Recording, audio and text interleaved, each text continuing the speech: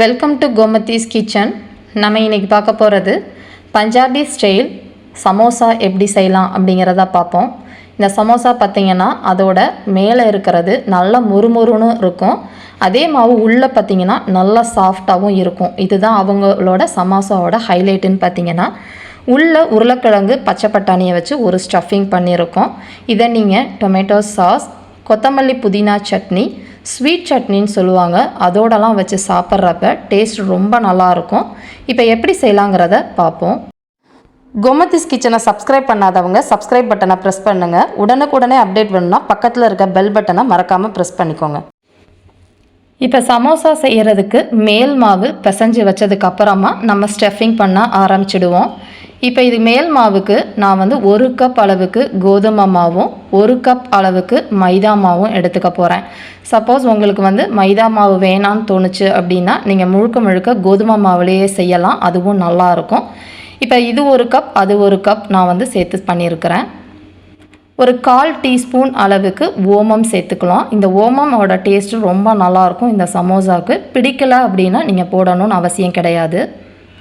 ஒரு 3/4 டீஸ்பூன் அளவுக்கு பொடி உப்பு சேர்த்துருக்கிறேன். இப்போ இது எல்லா சாமான்களும் ஒன்று சேர்கிற அளவுக்கு ஃபஸ்ட்டு கலந்து விட்டுருவோம். அதுக்கப்புறமா நம்ம மாவு பிசைய ஆரம்பிச்சிடலாம். இது மாவு பிசைகிறதுக்கு முன்னாடி இப்போ 2 கப் அளவுக்கு மாவுக்கு 1/4 கப் அளவுள்ள நம்ம நார்மலாக யூஸ் பண்ணுற சமைக்கிற எண்ணெயை ஊற்றிக்கோங்க. இதை ஊற்றிட்டு நல்லா மாவு பிசையணும். எந்த மாதிரி அப்படின்னா நம்ம புட்டுக்கு, நான் ஒரு எக்ஸாம்பிளுக்கு சொல்கிறேன், புட்டுக்கு தண்ணி மாவு தெளித்து நம்ம கையில் பிடித்தோம் அப்படின்னா நல்லா பிடிக்க வரணும், உதுத்தோம் அப்படின்னா உதுத்து விடணும். அந்த அளவுக்கு நம்ம மாவை பிசைஞ்சு ரெடி பண்ணிக்கலாம்.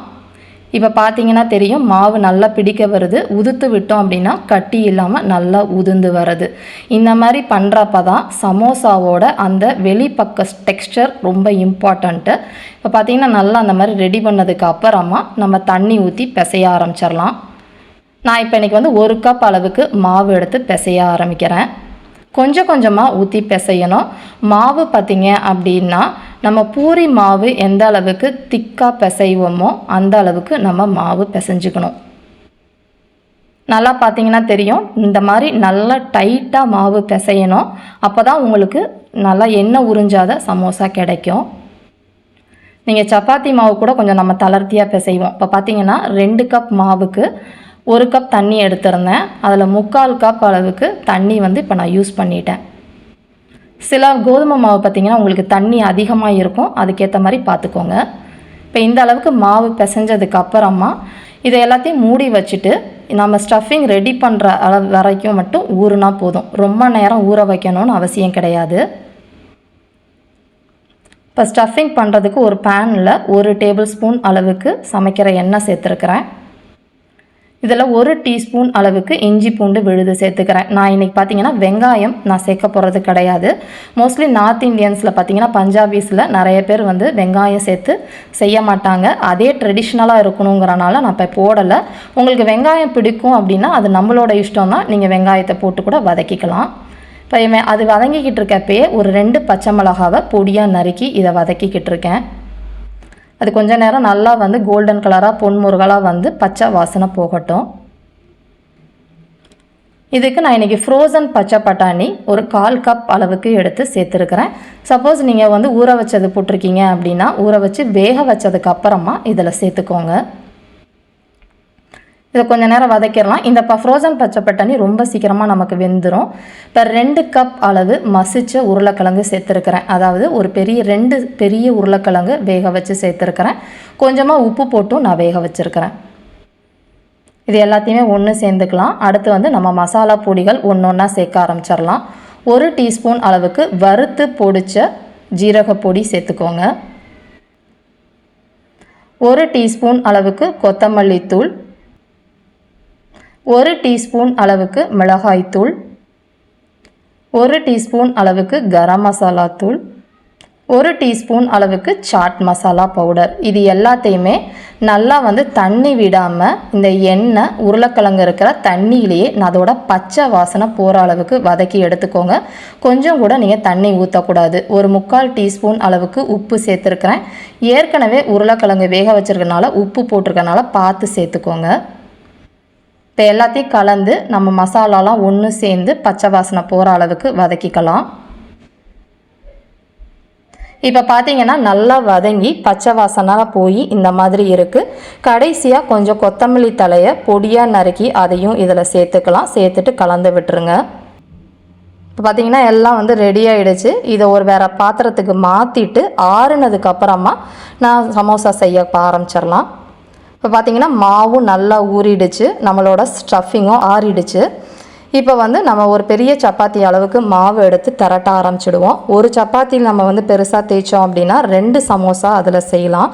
அந்த அளவுக்கு உங்களுக்கு எந்த சைஸ் வேணுமோ அதுக்கேற்ற மாதிரி நீங்கள் திரட்டிக்கலாம். இப்போ நான் எடுத்துருக்கிற 2 கப் மாவுக்குன்னு பார்த்தீங்கன்னா உங்களுக்கு 10 சமோசா கிடைக்கும்.